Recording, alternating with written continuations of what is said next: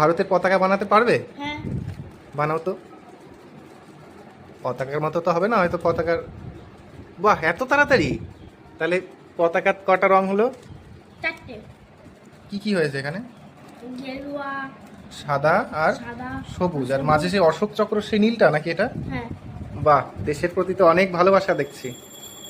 Very good. বাংলাদেশের পতাকা বানাতে হবে। বাংলাদেশের পতাকাও বানাবে? হ্যাঁ। আচ্ছা, বানাও তো দেখি। হয়ে যাবে। ভারতীয় হওয়া সত্ত্বেও বাংলাদেশকে কত ভালোবাসো, কোনো হিংসা নেই। পেছনে যে কি গামছার ঘর বানিয়ে রেখেছে, দেখি কেমন পারো বানাতে। অনেক প্র্যাকটিস করেছো মনে হয়।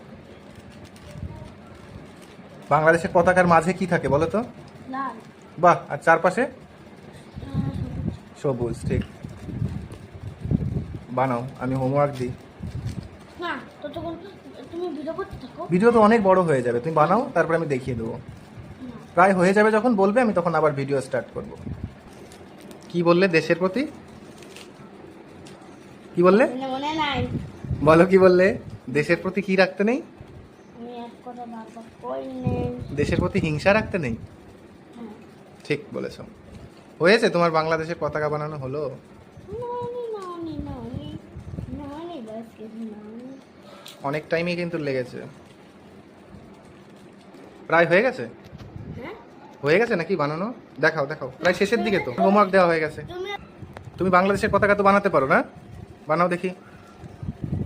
বাহ, আরে চারদিকে সবুজ আর মাঝে লাল। ঠিক, সুন্দর, ভেরি গুড। এই চায়নার পতাকা কি করে বানায়? চায়নার পতাকা তো পুরোই লাল হবে, আর এক কোণার দিকে তারা থাকবে, সেটা তো এখানে হবে না। তারা পুরো সবুজ হবে, পুরো পুরো লাল হবে, পুরো লাল, বুঝেছো? পুরো সেটা লাল। হ্যাঁ। পুরো লাল হবে, এখানে উলট তারা থাকবে। আর তোমার এই ঘর আজকে খুলবা, হ্যাঁ? কেন? এটা কি তোমার শেল্টার?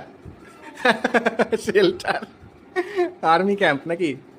ঠিক আছে, বানাও, খুব ভালো।